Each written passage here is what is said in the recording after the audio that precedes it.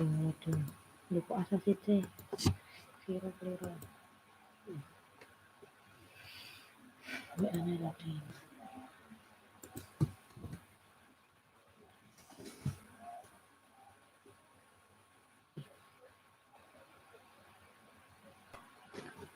Kok ngono to, Bu?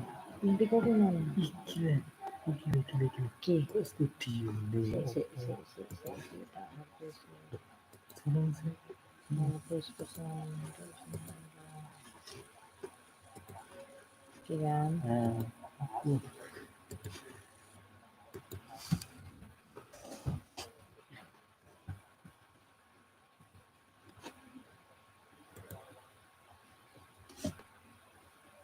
Bismillahirrahmanirrahim.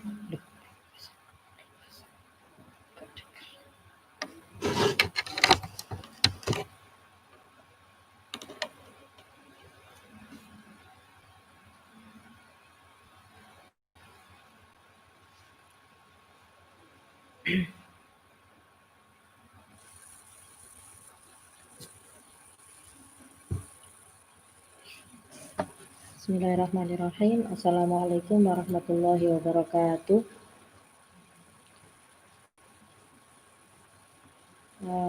Alhamdulillahirrabbilalamin. Pada kesempatan malam hari ini kita bisa bertemu kembali untuk melanjutkan taklim Afkar Al-Islamiyah. Sebelum kita mulai, kita baca doa sebelum taklim terlebih dahulu. Bismillahirrahmanirrahim. Allahumma akrimna fahman nabiyyin wa hifdzal mursalin warzuqna ilman nafi'an wa amalan salihan wa zayyinna bil ilmi wal yaqin birahmatika ya arhamar rahimin.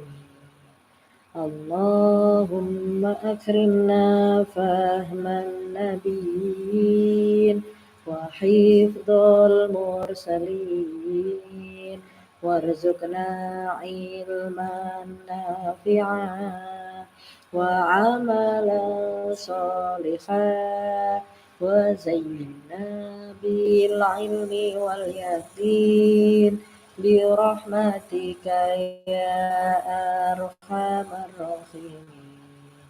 Allahumma akrimna fahman nabiyyin wa hifdzal mursalin warzuqna ilman nafi'an wa amalan salihan wa zayyinna bil ilmi wal yaqin bi rahmatika ya arhamar rahimin.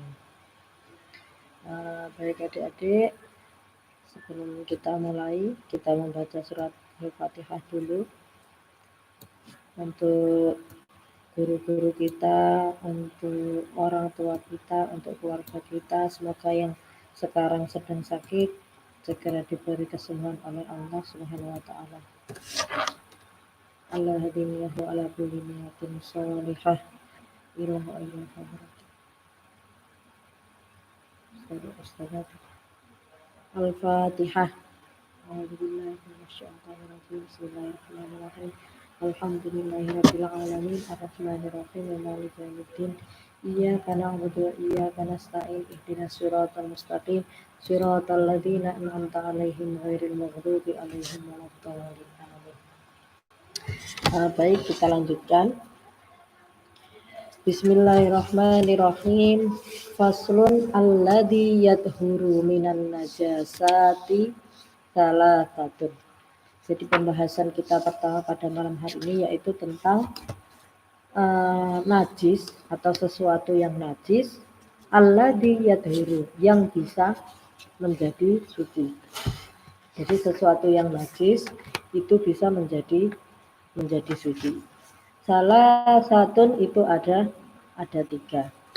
Apa saja? Al-khamru, yang pertama, al-khamru yaitu khamr idza takhallala binafsiha, ketika dia berubah dengan sendirinya.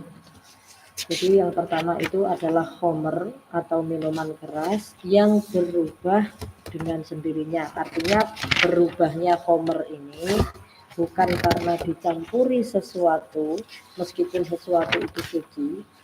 Nah, jadi berubahnya khamr ini karena dirinya sendiri. Nah, berubah jadi apa? Nah, nanti kita akan membahasnya. Wajildul maitati idza dubigha, kemudian ada kulit bangkai yang sudah disamak. Wa masara hayawanan, dan yang ketiga yaitu karena sesuatu najis itu berubah menjadi hewan.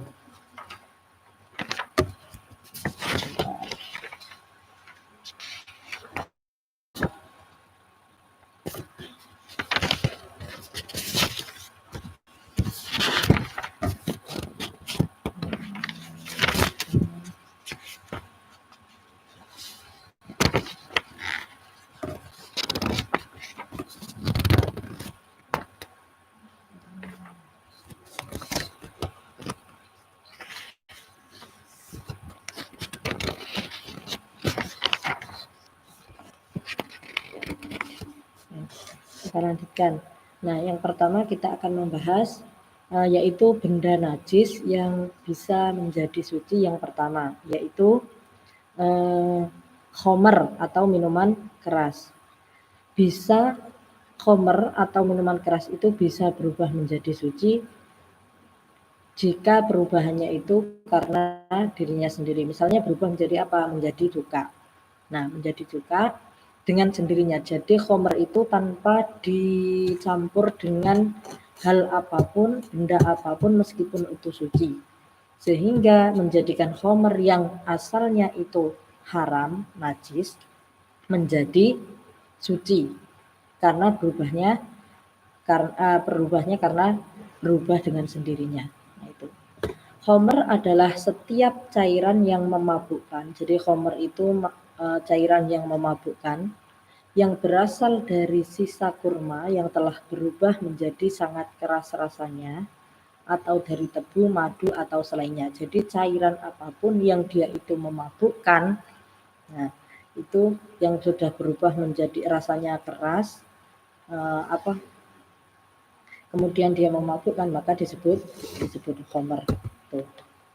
Nah, khamr itu dibagi menjadi 2, yaitu khamr muhtaramah atau khamr yang dimuliakan.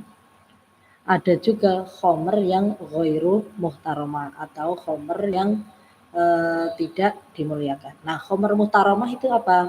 Seperti khamr yang berasal dari perasan, misalnya perasan anggur yang diperas dengan tujuan untuk dijadikan cuka. Nah, khamr yang diperas bukan untuk tujuan tertentu, dan khamr yang diperas oleh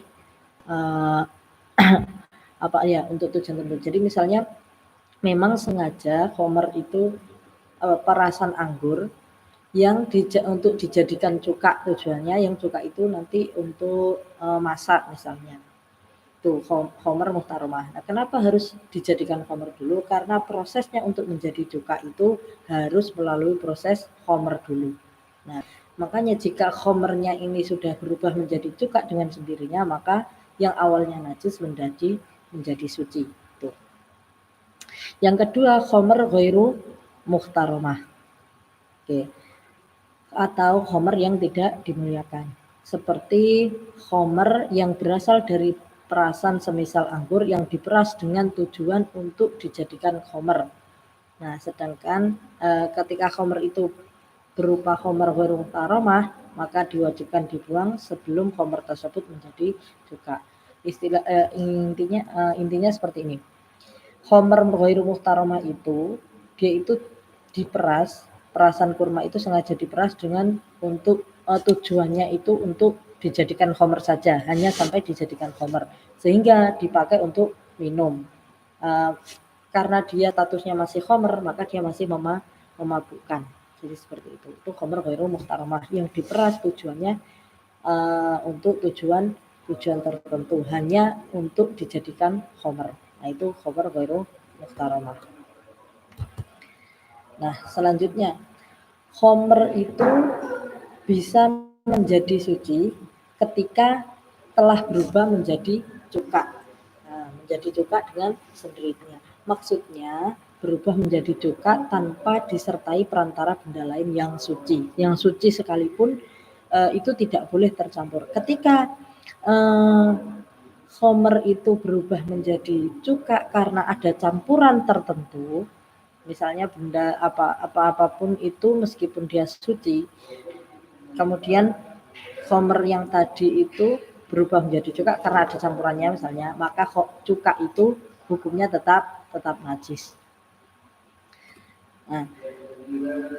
Nah, alasan mengapa khamr yang telah berubah menjadi cuka dihukumi suci, yang dengan catatan berubahnya itu karena khamr itu sendiri, itu adalah karena kenajisan khamr disebabkan oleh sifat iskarnya atau sifat yang memabukkan. Sedangkan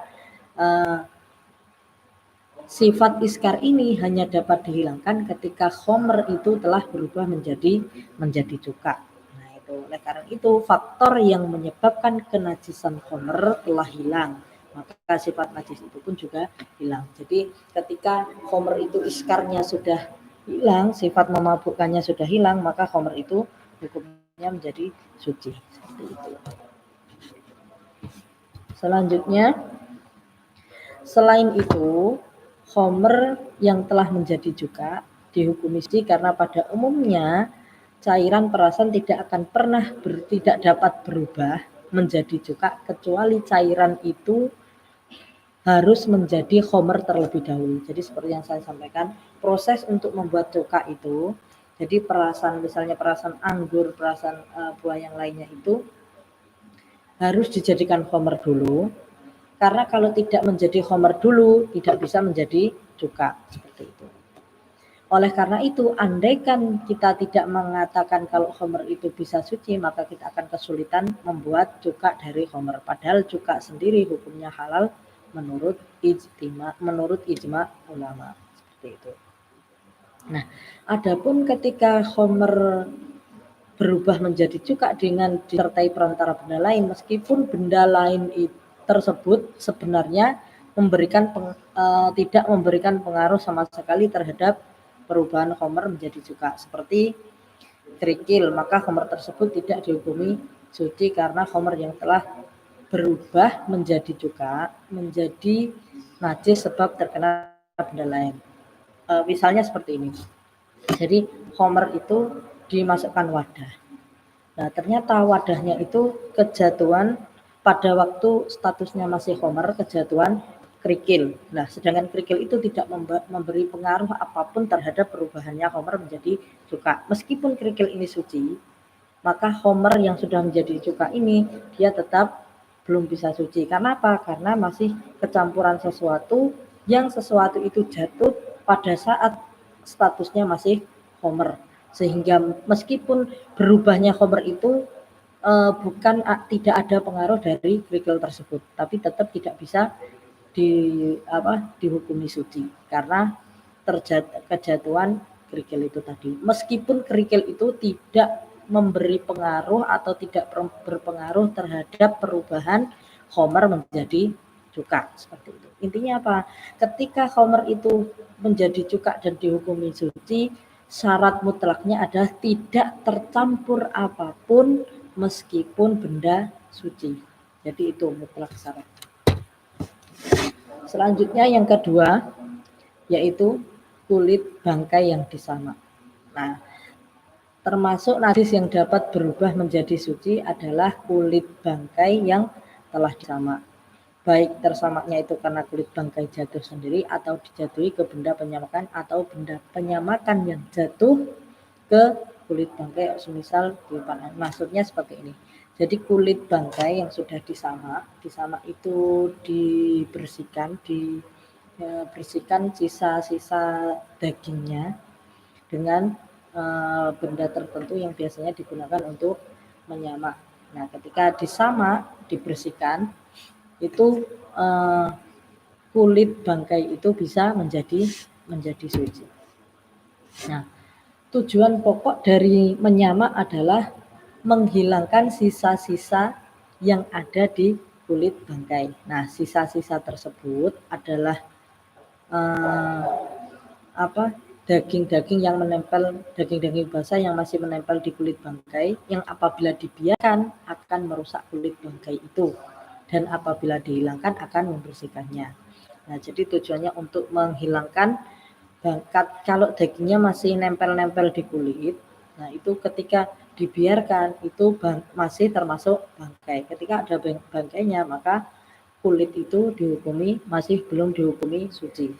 Makanya dilakukan penyamakan untuk membersihkan sisa-sisanya itu tadi. Nah, batasan untuk bisa disebut bersih adalah sekiranya andaikan kulit bangkai tersebut direndam dalam air, maka kulit bangkai itu tidak lagi memiliki bau busuk dan kulitnya itu tidak rusak.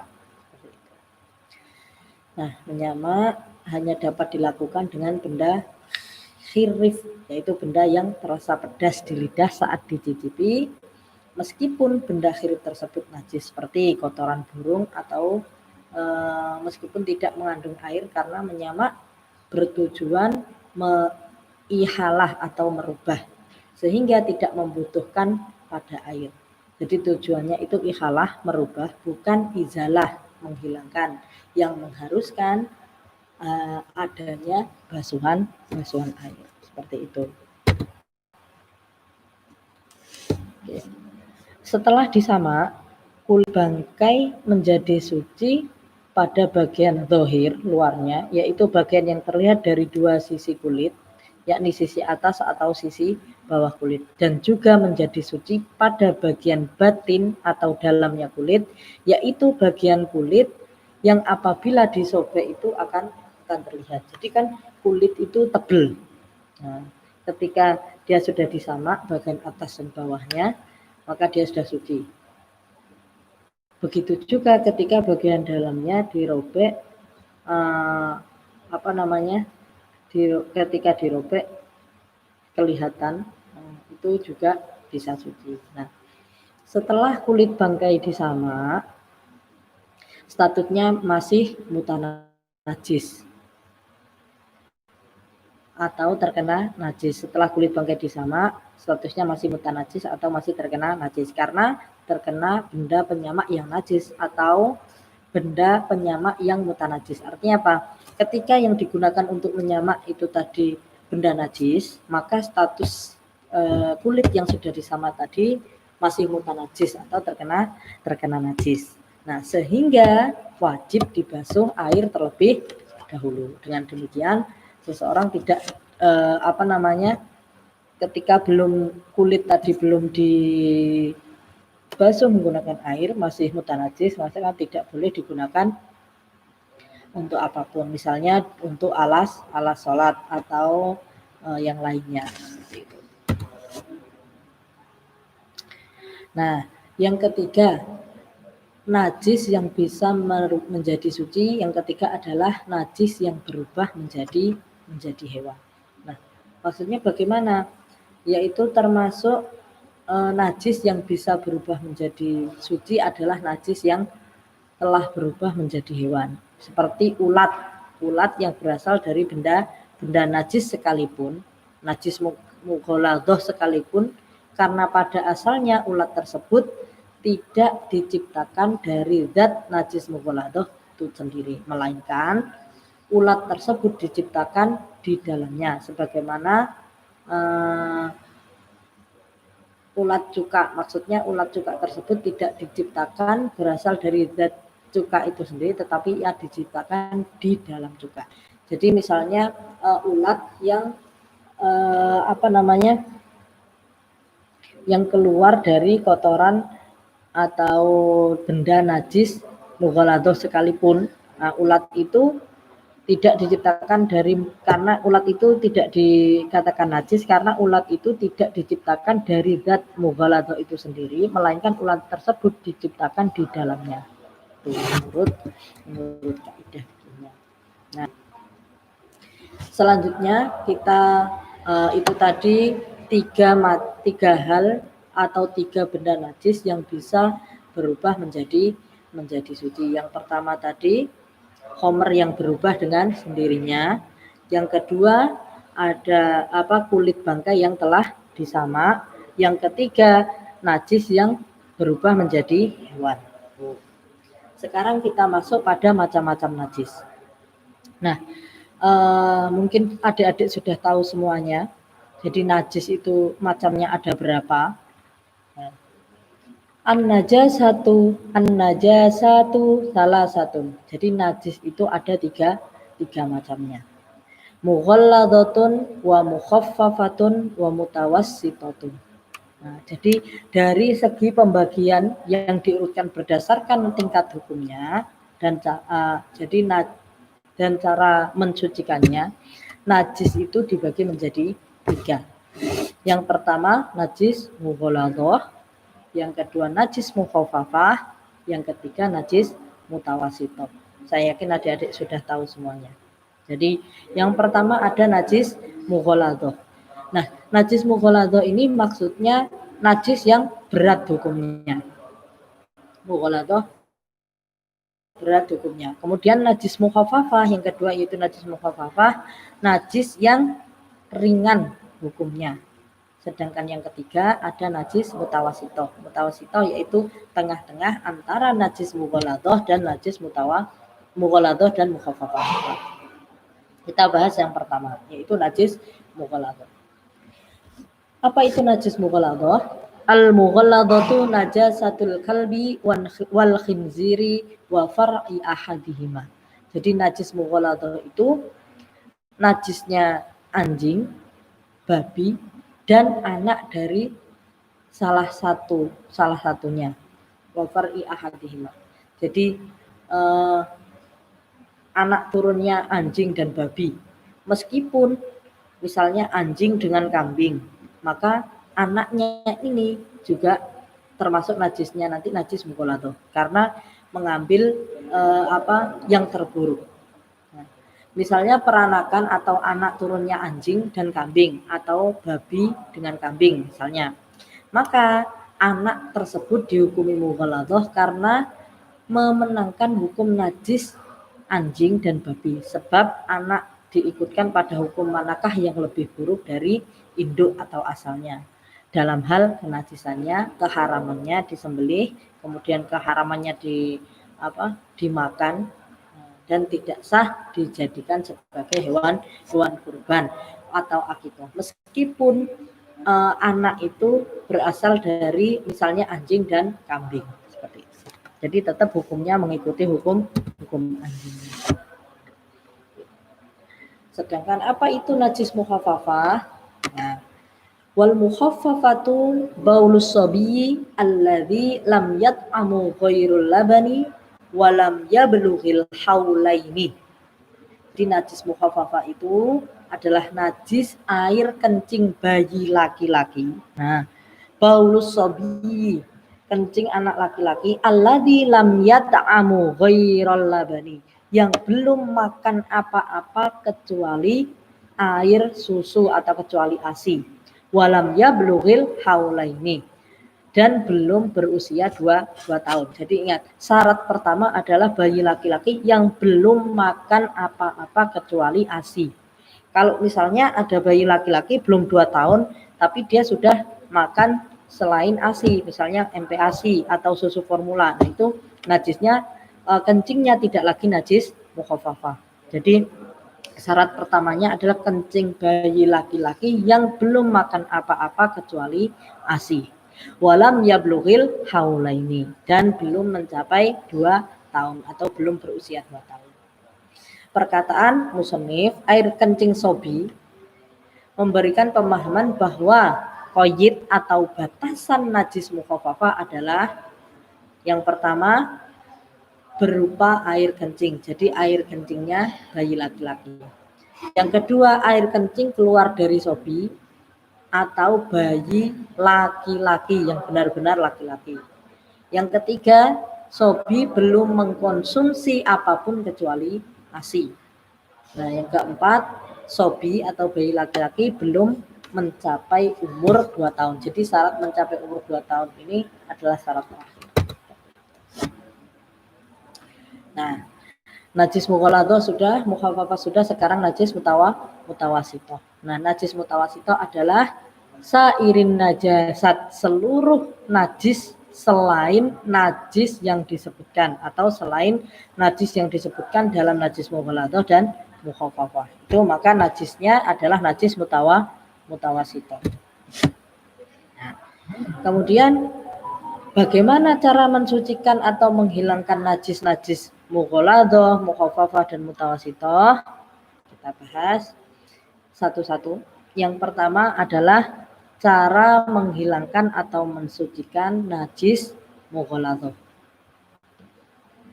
Faslun wal mughaladhatu tadhuru bisab'i ghusalatin ba'da izalati ainiha ikhdahunna biturabin. Wal mughaladhah, jadi najis mughaladhah tadhuru itu bisa suci, bisa ba'i ghusalatin dengan membasuh tujuh kali ba'da izalati ainiha, setelah membuang najisnya dulu. Jadi 7 kali itu dihitung setelah najis itu dibersihkan, benda najisnya itu dibersihkan, kemudian baru dibasuh 7 kali, ikhdahunna biturabin, yang salah satunya dengan debu. Benda suci yang terkena najis mughaladhah. Najis mughaladhah tadi najisnya anjing, babi atau anak dari salah satunya. Mungkin bisa jadi karena terkena jilatannya, air kencingnya, keringatnya, atau tersentuh bagian tubuh disertai adanya basah antara bagian tubuhnya dan benda yang tersentuh. Jadi ketika basah, dalam keadaan basah, itu maka misalnya air liur, itu kan basah, jelas dijilat itu juga basah. Keringat misalnya itu juga basah. Kemudian tersentuh bagian tubuh, misalnya bulunya, kalau yang tersentuh itu sama-sama kering, itu tidak apa-apa. Nah, ketika salah satu, misalnya tangan kita basah, kemudian menyenggol bulunya anjing yang kering, maka tetap kena najis mughaladhah karena yang tersentuh ini dalam keadaan basah. Kalau dua-duanya kering tidak apa-apa. Seperti itu. Nah, dapat disucikan dengan 7 basuhan secara ta'abbudi setelah menghilangkan zat najisnya. Nah, ta'abbudi itu artinya yaitu sebagai pemahaman keagamaan yang harus, ta'abbudi itu pemahaman keagamaan yang harus diikuti tanpa harus mempertanyakan alasan dibalik sebuah perintah syariat agama. Jadi memang sudah menjadi syariat. Jadi itu. Jadi hitungan 7 kali membasuh atau mensucikan najis mughaladhah itu dihitung setelah najisnya dibersihkan dulu, dihilangkan dulu, baru dibasuh 7 kali. Itu.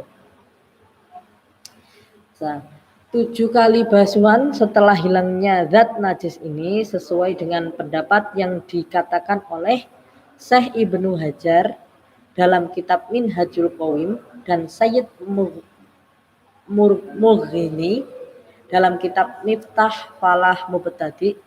Sekiranya mereka berdua berkata 7 kali itu dihitung setelah hilangnya zat najis. Jadi basuhan yang menghilangkan zat najis meskipun berulang kali dihitung sebagai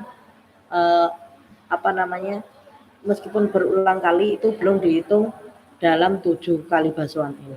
Karena tujuannya yang pertama meskipun berkali-kali itu yaitu untuk menghilangkan zatnya najis atau benda najisnya. Seperti itu.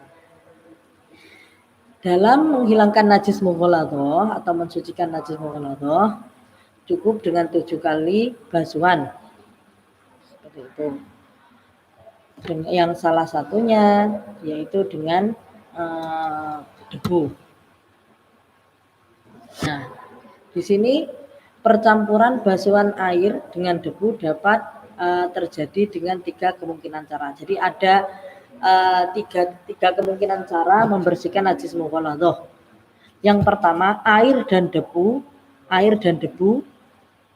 bercampur secara bersamaan, lalu air campuran dibasuhkan pada tempat najis. Itu. Jadi air dan debu dicampur, itu cara yang pertama. Kemudian campuran itu dibasuhkan di tempat yang terkena najis. Cara yang kedua, pertama-tama debu ditempatkan di atas najis. Najis maksudnya tempat najis ini sudah tidak ada zat najisnya, jadi bekasnya. Kemudian setelah dituangkan pasir debunya, dituangkan air di debu tadi, lalu air dan debu bercampur sebelum tempatnya air dan debu tadi bercampur sebelum dibasuhan selanjutnya. Nah, kemudian yang ketiga, yang kedua tadi, cara ini mensyaratkan benda najis dan sifat-sifatnya, yakni rasa, warna, dan bau telah hilang terlebih dahulu sebelum ditaburi debu. Jadi misalnya ada wadah yang kena kotorannya anjing. Jadi kotorannya itu dibersihkan dulu, dibuang dulu, disiram dulu, dibersihkan sampai di situ dirasa sudah tidak ada kotorannya. Nah, setelah itu baru ditaburi debu, dikasih air. Biar air sama debu bercampur dulu, setelah itu baru dibasuh untuk basuhan selanjutnya. Itu cara yang kedua.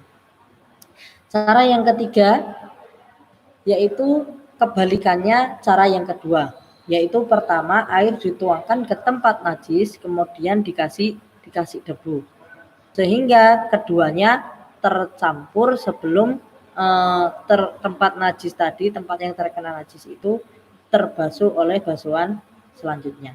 Jadi yang pertama itu langsung dicampur air dengan debu, yang kedua itu debunya dulu ditaburi debu dulu, baru disiram, dikasih air. Yang ketiga air dulu, baru dikasih debu. Itu ada tiga cara yang disebutkan dalam kitab Kasifatus Saja. Kemudian itu tadi najis mughalladhah. Nah, selanjutnya yaitu cara mensucikan najis mukhaffafah. Nah, najis yang ringan. Najis kencingnya bayi laki-laki yang belum makan apa-apa. Nah, wal mukhaffafatu tadhuru bi rasyil ma'i 'alaiha ma'al ghalabati wa izalati ainaha. Jadi najis mukhaffafah atau najis yang ringan itu dapat menjadi suci atau dapat disucikan yaitu dengan cara diperciki air. Nah, hanya dipercikan saja, tidak harus air yang mengalir deras, jadi cukup dipercikan aja. Yang pada saat diperciki itu zatnya najis itu sudah dihilangkan terlebih dahulu atau dibersihkan terlebih dahulu. Jadi maksudnya dalam mensucikan najis mukhaffafah cukup dengan diperciki air, tetapi membasuhnya adalah lebih utama. Jadi diperciki saja sudah bisa, apalagi membasuh, maka lebih utama karena keluar akan lebih bersih seperti itu. Dicukupkannya mensucikan najis mukhaffafah dengan diperciki air adalah ketika air kencing sobi tidak bercampur dengan dengan benda basah lainnya yang mengenai tempat kencing tadi. Tetapi apabila ia bercampur dengan benda basah lain, maka wajib disucikan dengan membasuh air. Karena benda basah tersebut berubah menjadi najis dan tidak termasuk dari air kencingnya. Jadi bendanya itu juga ikut najis seperti itu. Itu cara mensucikan najis mukhafafah. Jadi cukup mempercikan air. Kalau dibasuh itu lebih baik. Kemudian cara mensucikan najis mutawasito. Jadi najis mutawasito ini adalah najis tengah-tengah antara najis mughaladzah dan mukhafafah. Jadi tengah-tengah mutawasito. Wal mutawassitatu tanqasimu ila qismaini. Jadi najis mutawassito ini dibagi menjadi dua. Ainiyatin wa hukmiyatin. Jadi najis ainiyah dan najis hukmiyah. Najis ainiyah dan najis hukmiyah. Al-ainiyatu allati laha laun wa rihun wa ta'mun fala wa ta'miha. Tuh. Najis mutawasito, najis yang berupa ainiyah, yaitu najis yang terlihat oleh mata. Jadi kelihatan warnanya, baunya tercium, kemudian rasanya seperti itu misalnya. Yang bisa terlihat oleh mata. Fala budda min izalati launiha wa rihiha wa tu'ma. Maka harus dihilangkan warnanya, baunya dan rasanya. Kemudian bagian yang kedua yaitu hukmiyah, yaitu najis allati la launa laha wala riha wala ta'ma laha yakfika jaryul ma'i 'alaiha. Jadi najis hukmiyah yaitu najis yang tempat dikenainya itu kita hukumi sebagai najis dia tidak terlihat. Dia tidak terlihat warnanya, tidak kecium baunya. Seperti itu. Nah, najis ainiyah. Pengertian najis ainiyah, najis mutawasitoh yang ainiyah, yaitu najis yang masih memiliki atau terlihat warna seperti misalnya warnanya hitam, warnanya merah, dan lain-lain. Ada baunya, yakni sesuatu yang dapat diketahui dengan indera pencium atau indera penglihatan. Nah, jadi ya dia memang benar terlihat tampak ainiyah yang bisa dilihat oleh mata. Ainun itu mata, jadi yang bisa dilihat oleh mata ainiyah.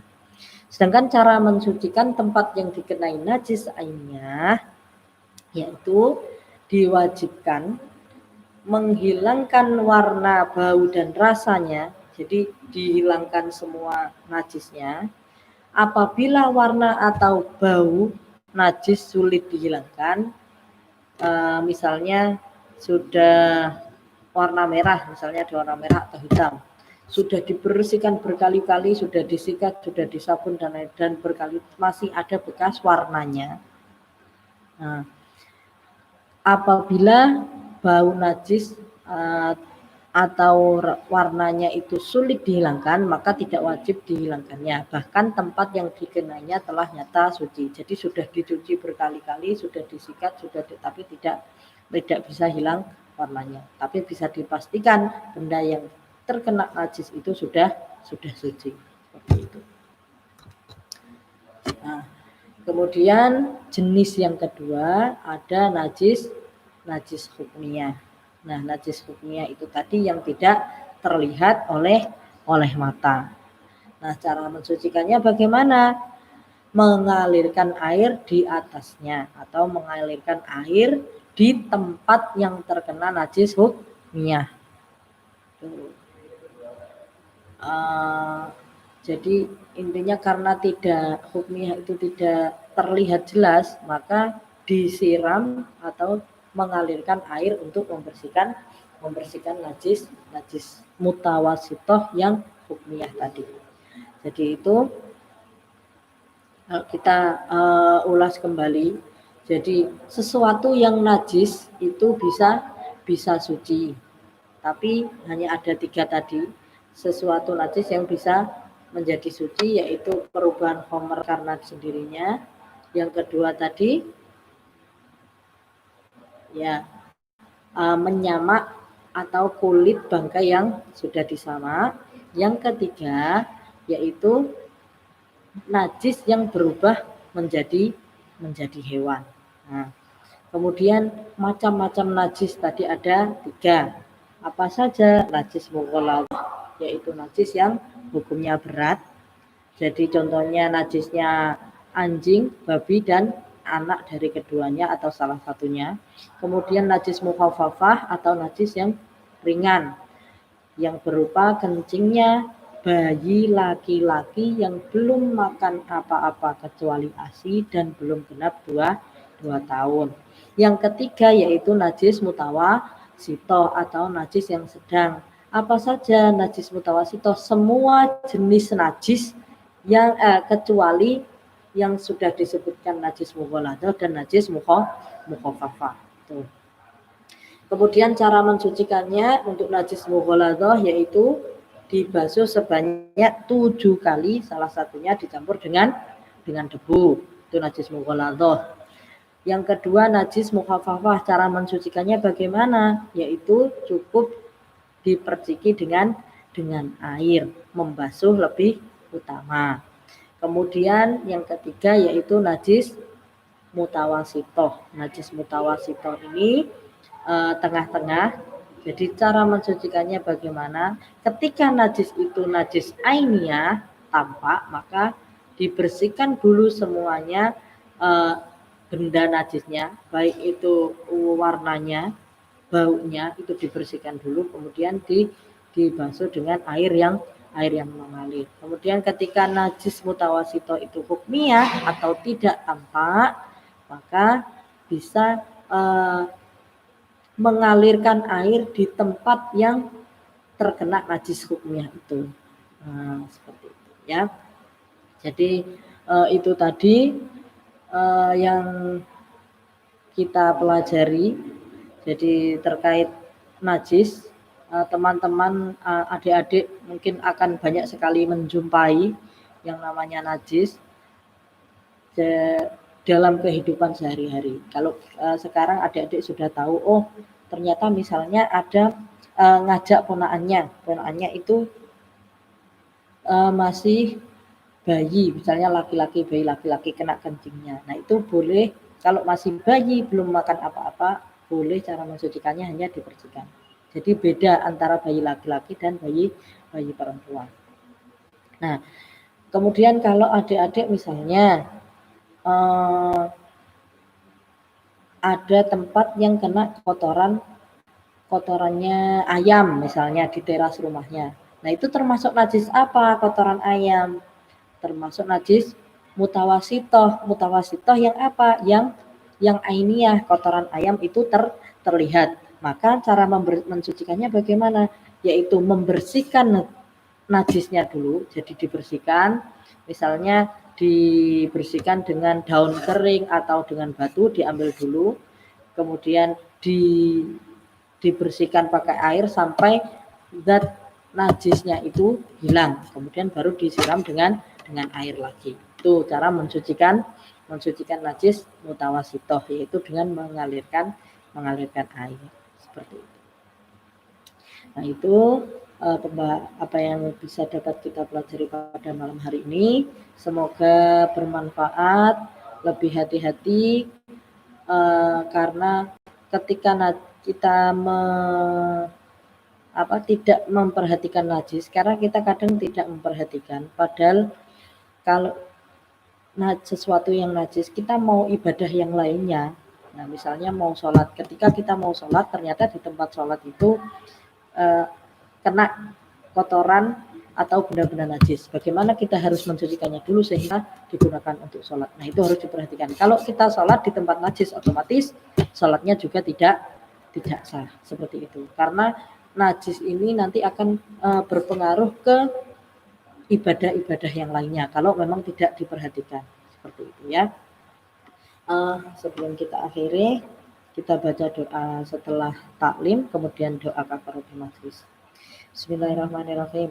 Rabbana anfa'na bima 'allamtana Rabbi 'allimna alladzi yanfa'una Rabbi faqihna wa faqih ahlana wa qarabati lana fi dinina Rabbana anfa'na bima 'allamtana Rabbi 'allimna alladzi yanfa'una Rabbi faqihna wa faqih ahlana wa qarabati lana fi dinina Rabbana anfa'na bima 'allamtana Rabbi 'allimna alladzi yanfa'una Rabbi faqihna wa faqih ahlana wa qarabati lana fi dinina subhanakallahumma wa bihamdika asyhadu an la ilaha illa anta astaghfiruka wa atubu ilaik.